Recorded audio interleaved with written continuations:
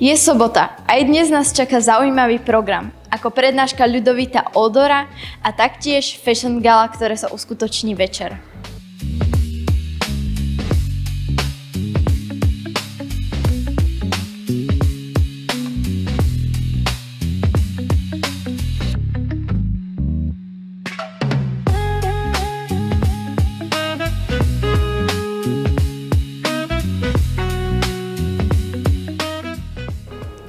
Prečo ste si vybrali pre túto udalosť práve Poprad?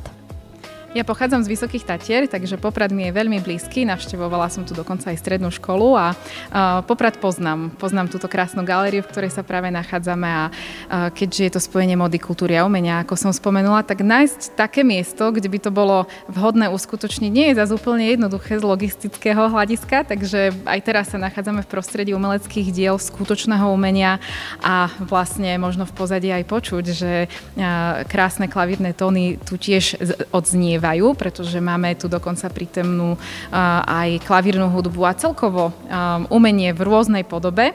Takže preto Poprad, preto Tatranská galéria Poprad a preto Famart práve tu.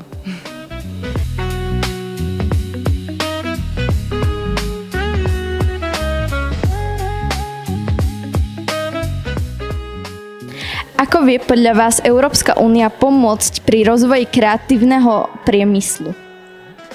Európska únia sa snaží samozrejme podporovať podnikanie ako také a v rámci toho je aj kreatívny priemysel a najmä vo väzbe aj na tie technologické zmeny, ktoré máme v súčasnosti. Tá kreativita je stále tá, ktorá nás rozlišuje od tých strojov a algoritmov. Takže sú určené peniaze vôbec na to aj z európskych rozpočtov, aby ľudia boli iniciatívni, podnikaví.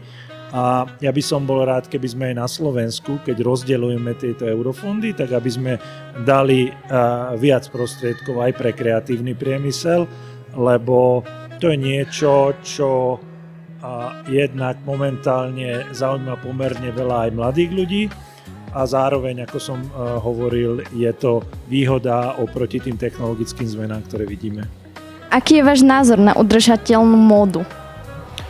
Ja si myslím, že teraz je to trend, ktorý vyplýva aj z tých snách Európskej únie byť medzi lídrami v zelených technológiách a z tohto pohľadu aj recyklácia alebo teda vytváranie nových modných kúskov aj z recyklovateľných materiálov. A je veľká snaha aj obmedzovať možno dovoz takých materiálov, ktoré sú škodlivé. Takže tá cirkulárna ekonomika je podľa mňa kľúčom k tomu, aby sme aj v tomto priemysle vedeli menej zaťažovať trošku prírodu a aby sme neodovzdávali túto planetu vo veľmi zlom stave pre ďalšie generácie.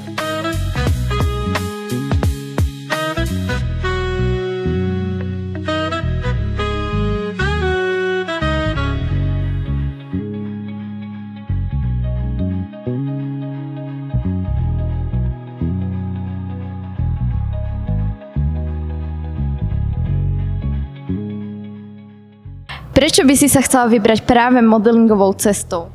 Tak modeling ma odjak živá baví a fascinuje. Čiže teraz som dostala takúto možnosť vlastne sa venovať tomu profesionálne. A keďže mám so pár teraz skúseností aj s točením promovideí alebo fotení, tak chcela by som to potiahnuť na profesionálnu úroveň. Čau, teší ma.